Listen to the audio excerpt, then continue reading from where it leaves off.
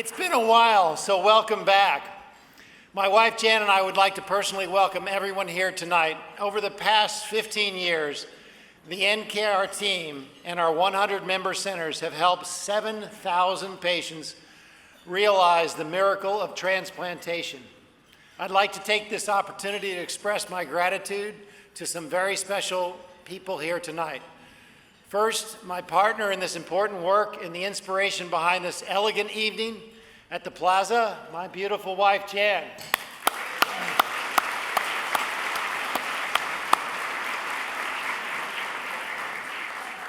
Second, our world-renowned medical board who helped build the NKR into the largest paired exchange program in the world. If we could have our medical board members stand, please.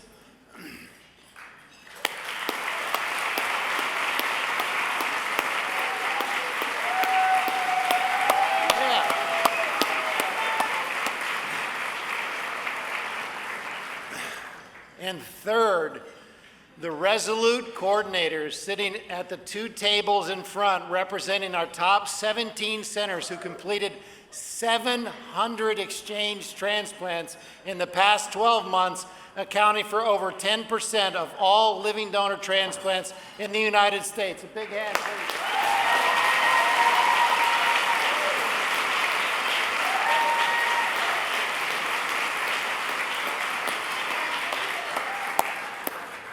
A lot of transplants.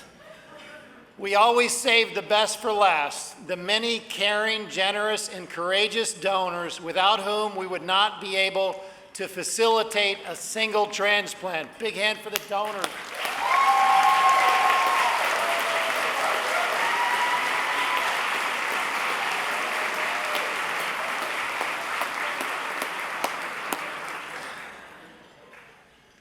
So quick updates. Our first chart shows the incredible growth in transplants facilitated, doubling over the past 5 years. We are now facilitating nearly a quarter of all living donor transplants in the United States. Since our last gala in 2019, we have facilitated 108 pediatric transplants. The screen above lists all the 108 children transplanted over the past 4 years. We call transplants for patients with CPRAs greater than 99% miracle matches. Since our last gala, we have facilitated 96 miracle matches. If you look in the upper left-hand corner of the screens, you can see several patients with a 99.99% CPRA. The odds of matching these patients were a remarkable 1 in 10,000. The next slide. So our next chart shows that we have accomplished our original mission to eliminate the incompatible donor problem. Over 99% of voucher patients on dialysis are now matched and transplanted in the NKR within 12 months. And over 98% of paired recipients on dialysis are matched within 12 months. So it's time to set our sights on higher peaks. So what's next? So the next problem that is in front of us that we must solve is we must take better care of living donors. The solution is DonorShield. It eliminates every possible disincentive to living donation, including lost wage reimbursement, travel and lodging reimbursement, prioritization for a living donor kidney if you ever need one. And thankfully, we've never needed that. Legal support, and the list goes on. 30% of all U.S. donors, living donors, receive DonorShield. We want that number to be no less than 100%. Every donor in the United States deserves to be taken care of. The next problem that we will solve is to achieve better transplant outcomes. The solution is Kidney for Life program.